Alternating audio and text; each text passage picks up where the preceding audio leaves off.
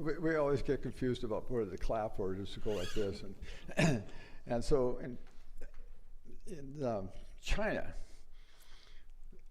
the clapping breaks the energy. So the idea of going like this, you don't break the energy.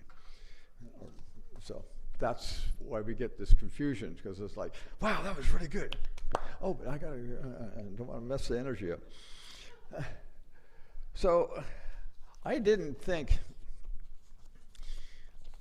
I wanted to deal with this subject of forgiveness, quite frankly. I've been on a forgiveness journey for almost all my life, but about 30 years ago or so. And it's painful. It was really painful. So Pam talks about, she gets the lesson, she does the lesson, then gets the practicum.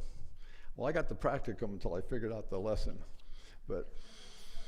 So I did it kind of backwards. And I don't want this to be heavy, but forgiveness can be a very difficult process. Life has this way of having giant wounds placed on our soul, on our psyche.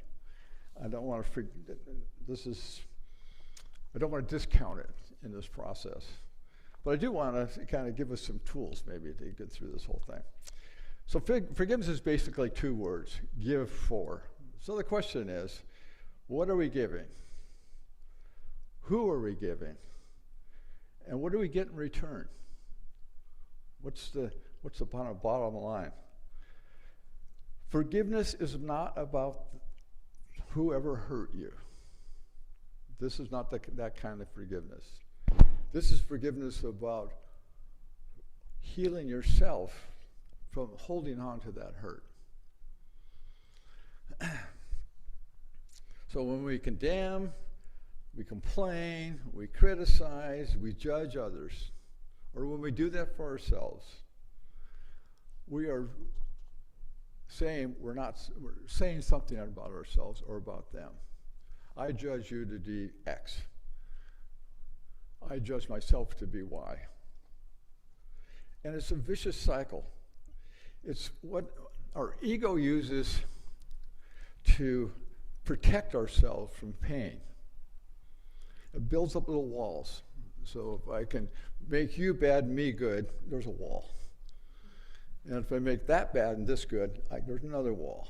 And if I can condemn that action and not, there's another wall. And we do it externally and internally. So we build these walls up, and they're all kind of visceral within our body. So what forgiveness is about is really cutting through and breaking that chain, that vicious cycle of building out walls and then thinking we chip them away and then build them back up again and think we chip them away, and maybe never get to the heart of the problem. Forgiveness not only heals our body and our psyche, but it also heals the separation between ourselves and others, and ourselves and the allness of creation. It's been said that forgiveness is letting go of all hope of a better past. Huh? You get an amen here? Letting go of all hope of a better past. I got wounded, and I can't fix that better past. It happened. That event happened in my life, and I got scars. But I don't have to let that wound, that event, keep coming up all through my life and screwing up my days. That I don't have to do, and that's what we're really talking about here. So there are basically 7 categories that our wounds, our shames, our hurts fall into. The first one is a story that you've been carrying. You did me wrong song kind of thing. That shouldn't have happened, particularly to me, because I'm a good guy. I should have been treated differently. How many should-haves do we have in our life? Forgiveness is about releasing so we don't keep the past alive. It's and that's a difficult thing to do, not keep that story alive. And then the second category is the meaning that we attach to pain. Our wounds are what our ego assigns these things to individuals or events. I was not good enough. I'm not safe. People can't be trusted. Life is unfair. I have to protect myself. Forgiveness helps dissolve those false meanings and attachments so that we can get back to the truth of who we are as a divine individual. The truth of my divine self is not my ego. My divine self does not assign those kinds of things to myself. Number 3 is the vision of ourself. The version of ourself is who didn't know better or should have known better. That's where we condemn ourselves. I stayed too long in this situation. I didn't speak up or speak my truth. I reacted out of fear. I struck out. Forgiveness helps us realize that we were doing the best we could do given the consciousness of the tools that we had at the moment. It's like raising kids, they don't come with a instruction manual. And so, sure, we screw up. And we screw up because we remember this is because my dad did it, or my mom did it, and their moms and their dads and all clear back. So we just kind of perpetuate. Sometimes we don't perpetuate all the good that also comes with raising kids. The fourth category is our expectations were not met.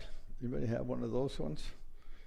Most resentment comes from expectations. Expectations are what our ego sets as a contract. You said you were going to do this. I expect that to happen. You break my contract when you don't. Someone should have loved me differently. Someone should have been more aware of my needs. Someone should have been kinder. Those are contracts we make out there. Forgiveness helps break those contracts. And then there's the category of the unconsciousness of others. Jesus in his teaching said this, "Forgive them, for they know not what they do."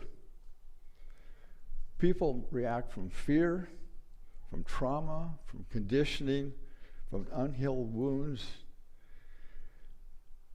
Forgiveness helps us recognize that they too are in pain and that they too need to be able to heal themselves. It releases us from having to do it for them, but we would sit in a little place of a little more empathy. Forgiveness is to forgive life for not matching our plan. It's been said that if you really want God to have a great laugh, tell it your plan. We get detours. Life throws us detours, delays, disappointments, unanswered prayers, conditions that we can't deal with, or we don't think we can deal with. So forgiveness helps us to increase our trust in the divine order, that there is an order to this universe. It said that all things work for good for those who love God, so it says in the Bible, and it works according to his plan or something like that. But all things work towards good. A lot of times we're not in a position to see the long view until we get 77 years old and can look back and see what was going on back there. And the seventh one is forgive yourself for still carrying it. This is a deeper healing. This is the one that I grapple with. The cool thing is, though, it doesn't have the same energy for me. I can tell the story and not feel the same pain. Or it comes back up, I can just let it go. Let it go. Still feeling the hurt, forgive yourself for feeling the hurt, still remembering, still reacting, and still being in the healing process. Some of this stuff, For some people, it's a lifetime event. They've been wounded so hard, and this is not to discount it. This is to help us take the energy out of it so that we can expand our own energy into doing something more fun, more joyful. So, those are those 7 categories. The Course of Love says, forgiveness, a quote from the Course of Love, forgiveness is the release of judgment. When judgment falls away, forgiveness arises kind of naturally. It also says what is real in you cannot be harmed. Only the ego can get harmed. Your divinity within you cannot be harmed. And that's a place of, as we go through this, you'll see as we get closer and closer to our divinity and acting from that position, that those ego things get less and less in the picture. And also, it says there's only one heart. Forgiveness is about remembering that we have a shared identity with all of creation, and we all beat with one heart. The Course in Miracles says forgiveness recognizes that you are what you thought your brother did not occur. Now, Course in Miracles says from a divine standpoint, nothing out here is real. It's all an illusion. We put values to that illusion. I don't want to get deep into the Course in Miracles. So what it's saying here is that your brother may have done something to you, but it doesn't affect the I am, the capital truth of your being. You don't have to assign it that kind of deep woundedness, I should say. And then the Course in Miracles says, forgiveness is the key to happiness. It restores inner peace and spiritual flow. Now we go to the Bible. 70 times 70, Jesus said. Basically, he said, forgive all the time. What was that statement that Beverly, where'd you go? I forgive everybody all the time. That's what Jesus talked about, 70 times 70. Father, forgive them, for they know not what they do. Harm arises around unawakened consciousness. If we were at the same level that Jesus was at the point of time when he made that statement wouldn't have needed to be made, basically. Forgive, and you will be forgiven, from Luke. Forgiveness is a vibrational thing. And what you give, you live in. What you forgive, you forgive in. And love keeps no record, from Corinthians. Love dissolves the ledger that we have in our ego. So that's how we kind of trap ourselves in all this stuff. And what are we going to do about it? That's the second half of this thing.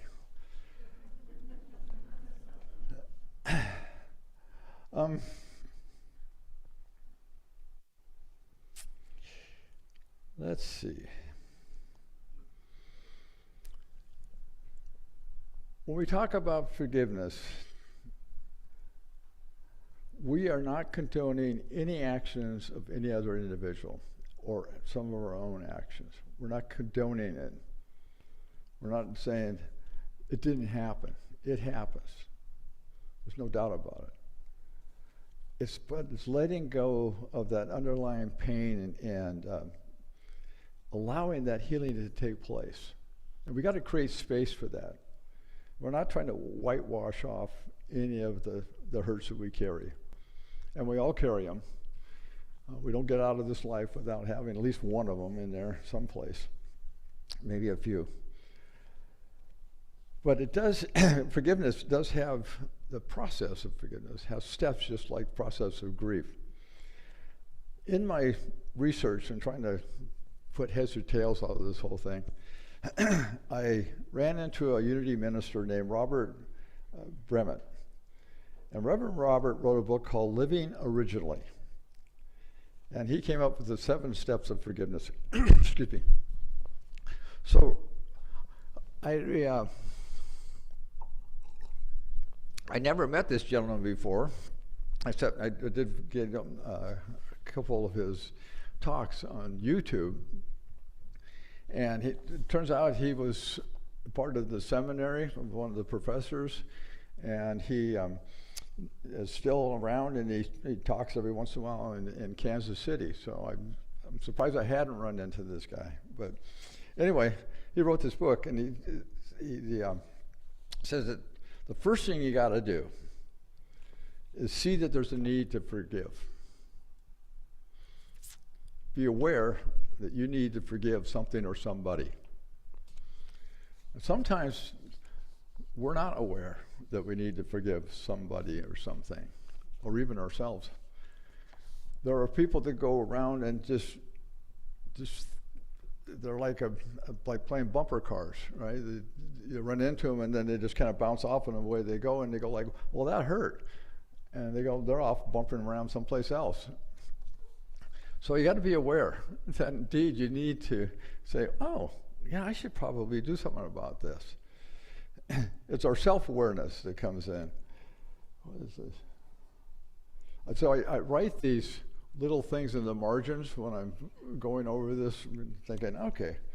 And if we don't forgive, so unforgiveness, if we don't take those actions. Now remember, if we got hurt or we got wounded or we said something to ourselves and we don't let it go, we hold on to it, it's in us and it needs to get gone because it shows up in funny kind of ways. Some of it shows up in health issues, some of it shows up in other kinds of issues, relationship issues, et cetera, et cetera. So unforgiveness is like taking poison and expect the person that you have an issue with to get sick. Doesn't work that way. We take the poison, we get to be sick, and the other person may or may not even know that they did something to us. My brother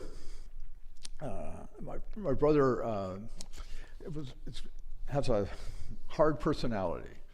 And we were in the middle of a family thing, and he laid this trip on myself and my sister, who were trying to work with this estate. And it was really hurtful. And it was just really hurtful. I thought of all the time, I've known him for my whole life, right? And I go like, where the heck did that come from? You know? And so finally it just bugged me. And I couldn't forgive him for jumping down my throat or whatever he did. So I took him out to lunch. And I said, look, I didn't know where this came from. But it certainly didn't come from me. If it did come from me, I'm sorry. I might have triggered something. I don't know. Turns out it was an issue he had with my dad. Had nothing to do with me. But, so I had the pleasure of letting that go. And I tell you, I feel so much better about that whole thing. I can't tell you what a good idea that was to go ahead and meet him for that lunch. Anyway, we got to be aware. Got to be aware that we need to do something. Typically, what happens is we find that we avoid somebody or avoid a situation. We start criticizing something that's going on. Maybe you look for a little revenge, that kind of thing. So if you feel that, then it's probably a good sign that you got something that you need to resolve and let go of. Second step is be willing. Now we may know that we need to forgive this, but hey, I can stand on my righteous soapbox and say, screw you, or I can say, hey, I got to be willing to forgive. Without the willingness, you got to go back to step one, awareness, or you just live in it. Your choice. But by not being willing to do it, then we're stuck with a barrier out there. And that barrier doesn't always just belong to one person. That barrier keeps us away from other people as well. So we probably need to join into this forgiveness thing. But it's only when you're ready. Some wounds are so deep and so hard, it's hard to even to bring them up. But the truth is that ultimately you're going to need to do that. Truth is, there's ways of doing it that you can take little itty-bitty steps and not have to deal with the big wound all at once. But the truth is, you will eventually need to deal with it. The third step, he says, Reverend Robert, he says, ask for guidance from your higher power. Okay, so what's that about? Well, I think it's because sometimes you just can't do it alone. That I just don't have the wherewithal, the strength, the power in my own self, in my own little ego, to tackle this big thing called forgiveness. My ego says, why would you forgive it? They were wrong. They hurt you. Why would you forgive that?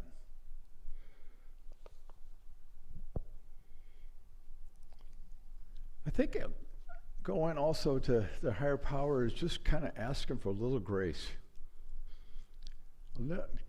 Help me figure this out, figure a way to get through. Jesus said, Father, forgive them, for they know not what they do. And Reverend Robert talked about that in his talk. He said, why would Jesus, of all people, ask God to forgive them? Father, forgive them. Not I forgive them for what they do. Father, forgive them for what they do. He says, why would somebody as powerful and as conscious as Jesus say, Father, forgive them, and try to hand that off? And what he came to the conclusion was that maybe this whole experience that Jesus had gone through to the cross was so big and so hurtful and so impactful to him that he said, I need help. I can't do this myself.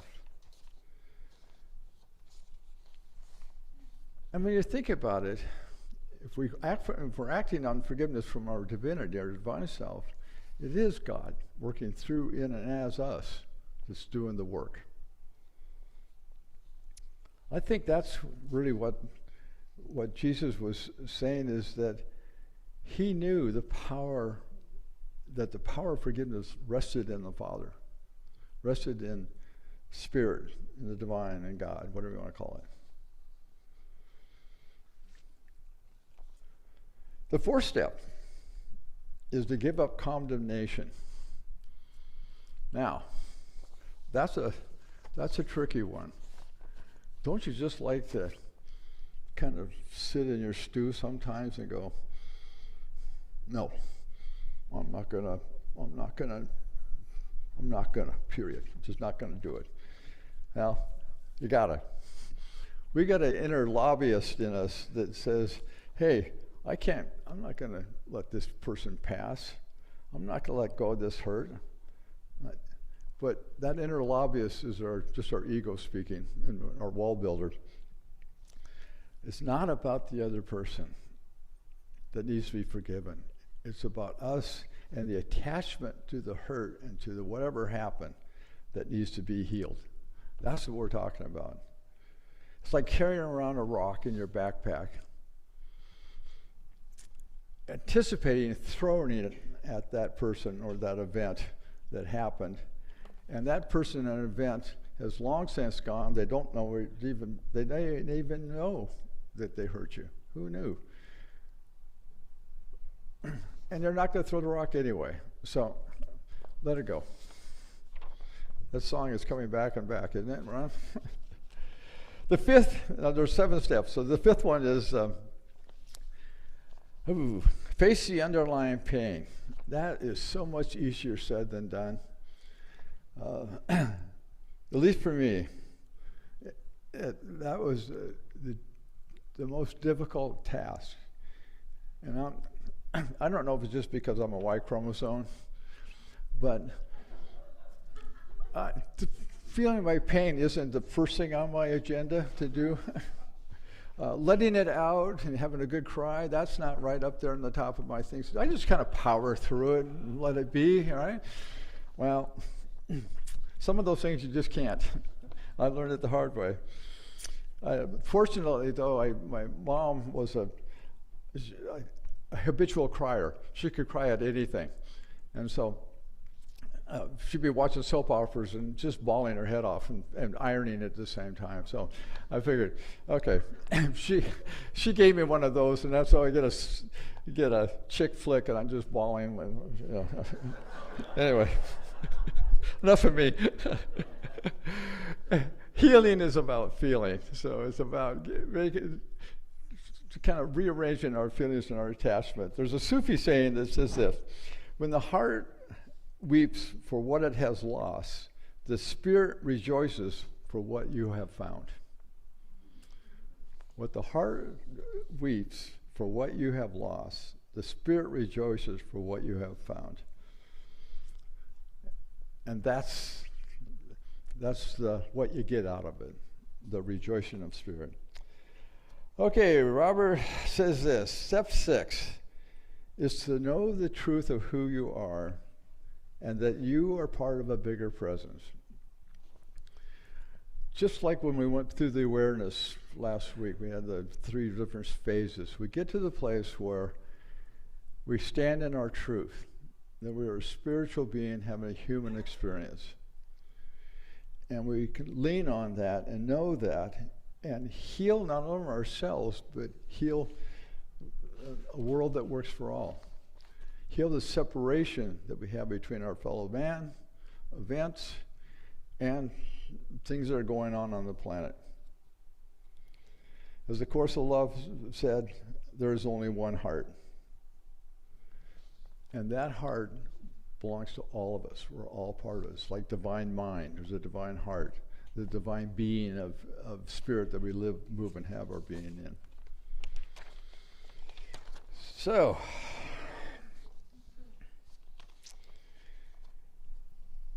there's lots of references in the Bible that kind of give us some guideposts. Forgive our debts, for we forgive our debtors.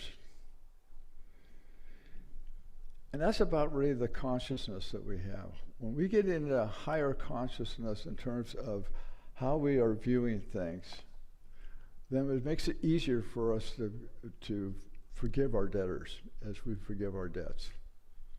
So it works both ways. So it's raising our own consciousness and allowing that consciousness to heal. A lot of healing is distance. The person that may have done something to you or the event that occurred, that's in a distance, either in time or space. But it's no less real when it pops up in your day. Guaranteed. And love keeps no records of wrongs. That's from Corinthians. Love dissolves the ego's ledger, as we talked about, but forgiveness is love remembering itself. So if our consciousness is raised to a high vibration of love, then it is love remembering itself and not being shackled by the ego. I forgive anything in me that keeps me from remembering the truth of who I am. That's the affirmation around that. First, because we're all connected. What I do to myself, I do to another. If I am not judging myself, I probably aren't judging others. If I'm forgiving myself, it makes it easier for me to forgive others. That's what that's about. Remembering the truth of who I am. So those are the 7. Oh, no, that was the 6. So You want me to go back real quick and give you the 6? You taking notes back there? Okay, it's clear over here on this page. First thing is, remembering, be aware of the need to forgive. Second, be willing. Third, to ask for guidance from your higher power. Fourth, give up condemnation. Fifth, face your pain. Sixth, where are we at? Number 6? Oh, where'd you go?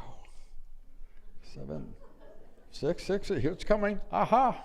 No, it's not. Oh, yes, it is. To know your truth and stand in it. And number 7, repeat the first 6 steps as often as necessary. And that's the, thanks, Pam. That's the assignment, basically. And that's how you get rid of the big ones. The little ones we can practice on, but the big ones, those are hard, and there's no doubt about it. But you can do it over and over and over again. I can tell you, I've had 30 years of doing this, and it works. It really does work. So when you feel yourself fall into the condemnation or those, you've done me wrong thing, take a moment and forgive. Charles Fillmore says this: there is a mental treatment guaranteed to cure every ill that the flesh is heir to. It's not even an elixir. Sit for a half hour every night and mentally forgive everyone against whom you have any ill will or antipathy. That'd be pretty easy. Sit for a half hour every night and ring off my whole list of what.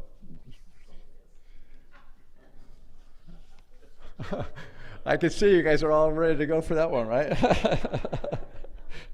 But remember that the body keeps score. And if we don't forgive, it just festers inside of us. It does. I know it does. I've lived that. And it manifests in our body. So if we're going to take care of ourselves, we really need to think about this forgiveness work. In the book of Luke, it says, do not judge, and you will not be judged. Do not condemn, and you will not be condemned. Forgive, and it will be forgiven. So just remember, forgiveness is an act of love, and love doesn't keep a ledger. Love doesn't build walls.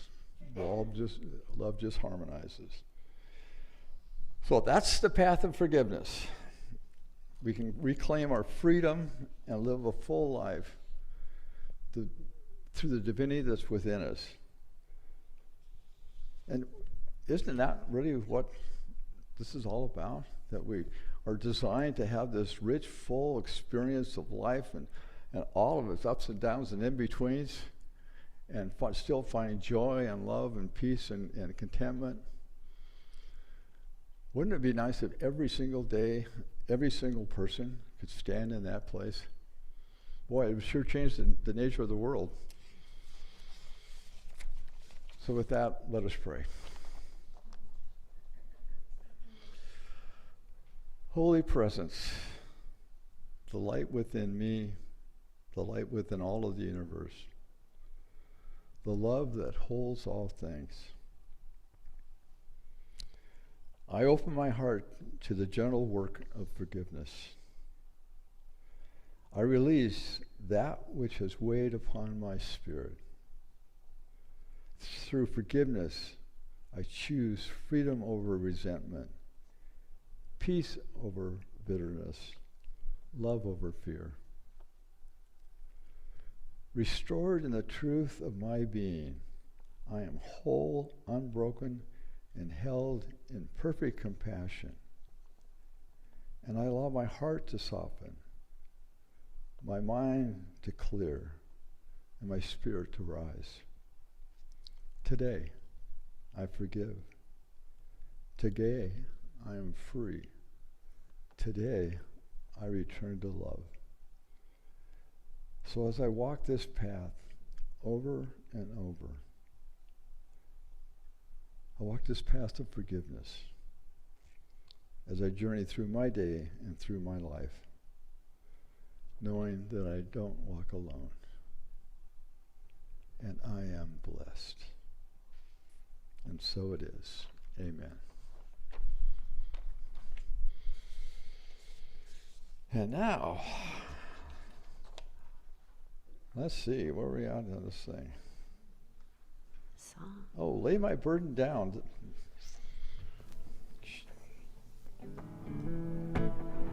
I think we could stand up for this good one. Get rid of that heart.